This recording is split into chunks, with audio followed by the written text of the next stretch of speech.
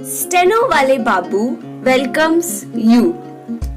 Shorthand dictations in male and female voice from all sources like magazines, speeches and editorials at various speeds up to 120 WPM for various departments like SSC, DSSSB, CRPF, Delhi Police, etc.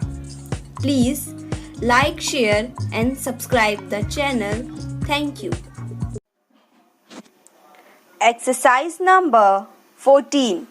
Sir, I would like to draw attention to some aspects of the export policy and the strategy. We all know that our exportable surplus is only a very small part of our gross national product, roughly of the order of 5 to 6%. We know, however, that international trade, foreign trade, is a function of international independence, no doubt. Basically, we produce for our own consumption, but whatever a natural advantage we have, we naturally have to tap it to build exportable surpluses so that then we can earn the necessary foreign exchange for meeting our essential requirements. The essential policy that we have followed is correct. I see nothing wrong to fight against. The policy of export promotion and import substitution must remain our policy, but it seems in actual implementation we have failed on both fronts. Our share of the world trade has come down from roughly 1% about 2 decades ago to less than 0.5% in 1984. We remain primarily an exporter of primary products, despite all the noise we make about non-traditional items.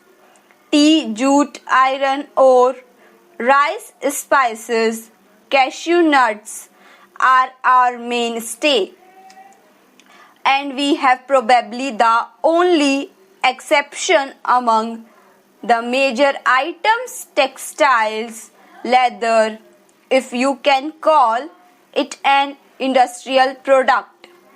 We hear so much about engineering goods. Our export of engineering goods accounts for 0.1% of the total world trade in engineering exports. 20 years after we made our first engineering export to the United States sometime in 1997, I think this needs to be improved. I have therefore a few suggestions to make. I feel that our markets must be diversified and so should be our sources of supply.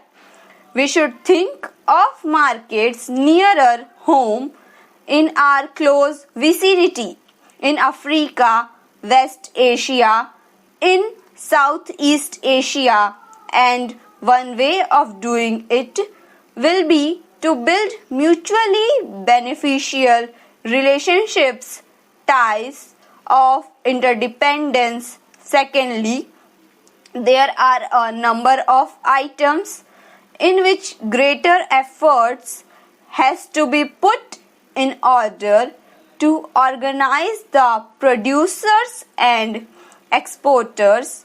I do not want to stay combines in association, and I think a little bit of a beginning was made in the case of jute.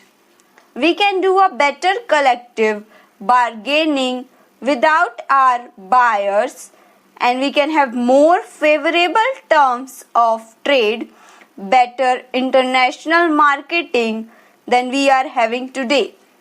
Thirdly, we have to add naturally to our value adding capacity.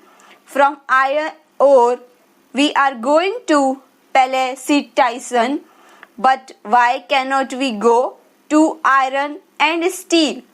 After all, for a country of our dimensions and resources, 5 to 6 million tons of steel is peanuts.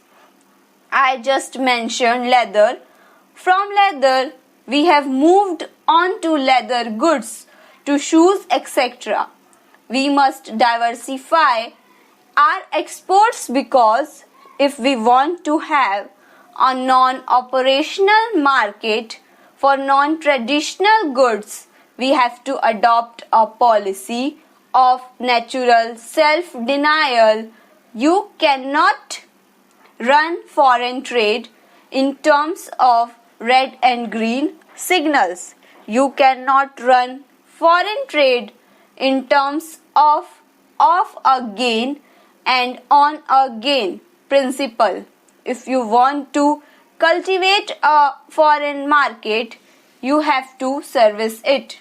You have to see to it that we do not fail when there is scarcity, but we have also to see that we do not fail internally as well as externally.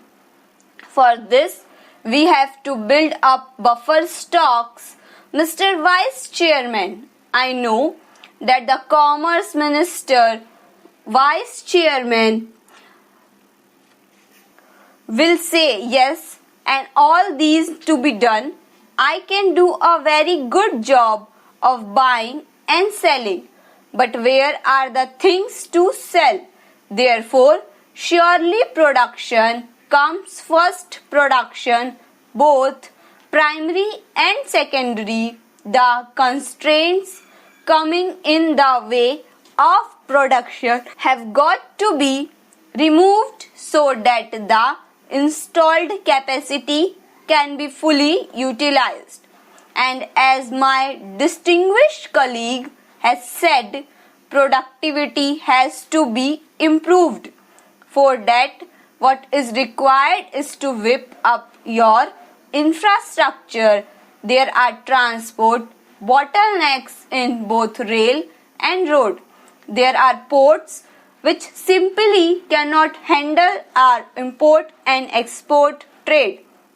There are ports which foreign liners refuse to touch because the turnaround period is so high.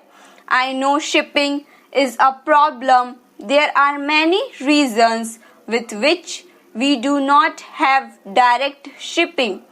There is always the problem of whether you first develop your export trade and then establish a shipping link, or first have the shipping link and then develop export trade. There is also the question of adequate banking and insurance facilities with a number of developing countries. We do not have such facilities. Such facilities have been by and large monopolized by the developed countries. Finally, at home, we ought to have better market intelligence and better communication facilities, and perhaps more efficient methods of customs inspection. These are the sum of the other bottlenecks. I would like the Commerce Minister to fight against these bottlenecks and all other constraints and fight against some of his colleagues here to have them removed. Thank you.